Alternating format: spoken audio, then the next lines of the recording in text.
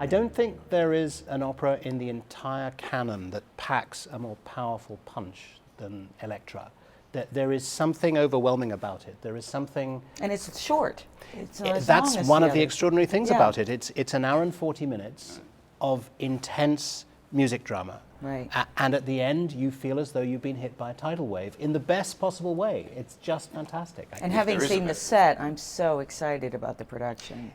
It'll be very special, I think, in that the director, Sir David McVicar, and the designer, John McFarlane, have really created a world on stage that is reflecting the decadence, the corruption, the decay of the story and of the music. Right. We shouldn't give too much away because I think part of the impact of the set, and for me it's one of the most extraordinary sets I've ever seen, really the extent to which it conveys that decay, Right. the extent to which it feels palpably as though it's a world on the verge of collapse, I think is really strong. It's also a statement that fits the size of the hall perfectly. Yes.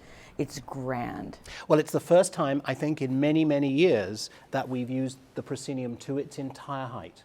That there is no pelmet the way there often is in productions. And actually it looks great. The proportion of the proscenium, when you see it all exposed to its very top, is fantastic. Powerful, really powerful. And there are wonderful touches like the super title screen being off-center.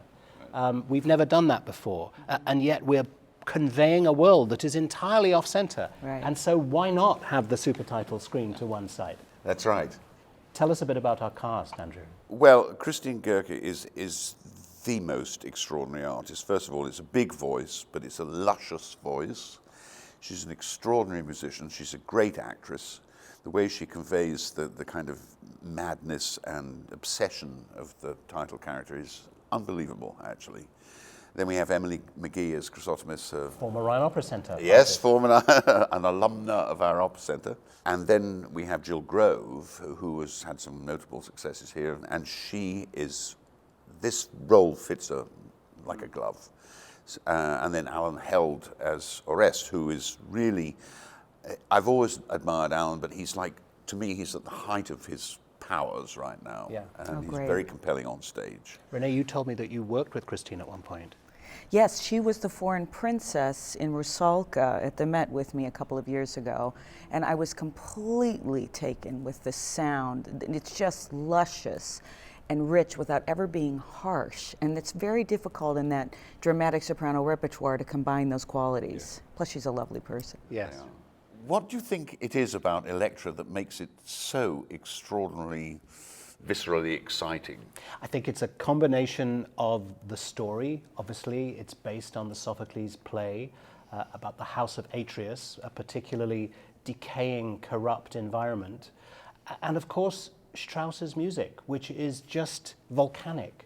It finds a way of being both extraordinarily violent and extraordinarily beautiful at the same time. And it's interesting because you, as a great Straussian, must, I imagine, remember Rosenkavalier, remember Capriccio when you're conducting Elektra and Salome, because they are siblings. Yeah, well, actually, Elektra, I always think, takes Salome to the next level. You know, I mean, the end of Salome is one of the most hair-raising things, but somehow that level of kind of madness is almost present all the way through the piece. There's such an intensity about it, and actually, I always think that harmonically, it's the most daring he ever became. You know, some of the music, particularly for Clytemnestra. It was early too, wasn't it? An early. Yeah, and it's the closest he ever got to Schoenberg. You know, there's some passages you think, ooh, Erwartung, you know. And yet there are moments of real romantic beauty and lyricism. Yeah. Plus, it fascinates me that he wrote that and Salome, and then wrote some of the more lyric pieces. And everybody calls me a Strauss soprano, but I think, but I can't sing Elektra and Salome. Yeah, there are all these heavier, really juicy parts, and I love, don't get me wrong, I'm thrilled with the ones I do, but there's two types, completely separate types of Strauss soprano. Yeah, it's as though he went into his heaviest mode with Salome and Elektra, and again, as I say, his craziest music. And then sort of, I think he scared himself, you know. Well, I wonder. I wonder. Do you think he copped out later in his life? Well, that's what a lot of people say, but I think he'd sort of written that, sort of out of his system, at least temporarily. Yes. And he wanted to go to something that wasn't quite so harrowing, maybe, to be Yes. who knows? But, you know, it was such an exciting time for the arts in general, but music in particular. You think what was going, you know, everything going on at the same time. You Yes. know, the Strauss and, Right. you know, Stravinsky and Mahler. and Not long Mahler and after Wagner, Debussy I mean- and, you know, Yeah. incredible. I've often thought I'd So love to have rich. been alive at that time and had Me lots too. of money so I could go everywhere and hear everything. You know? Yes, yes. It's one of the biggest, loudest orchestras in the entire operatic canon. How do you manage that?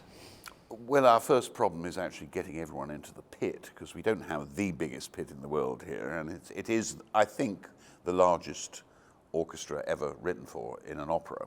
Right. So it's going to be very intimate down there. And the colours are so extraordinary. Yes. I mean, you know, he's got all kinds of clarinets. I mean, they're sort of huge chords that are just played by the clarinet family, because you've got, you know, 4 clarinets and 2 basset horns. Strauss was always a past master at being able to all of a sudden to shrink the sound world to something of incredible delicacy. Yeah.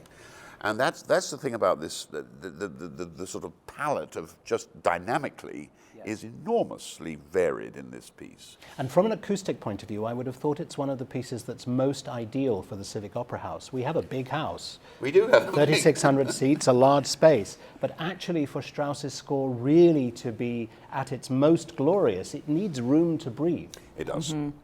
Yeah, and there are some very loud moments. Actually, one of my favorite Strauss stories is that the moment when Aegist, who is Clytemnestra's husband, who is about to be murdered after she is, he goes into the house and starts screaming, "Help, help, they're killing me." And then this moment when he says, "Can't anybody hear me?" And at that point, in a rehearsal, Strauss is supposed to have walked down, he was in the house, walked down to the rail, leaned over to the conductor and said, "Louder, louder, I can still hear him."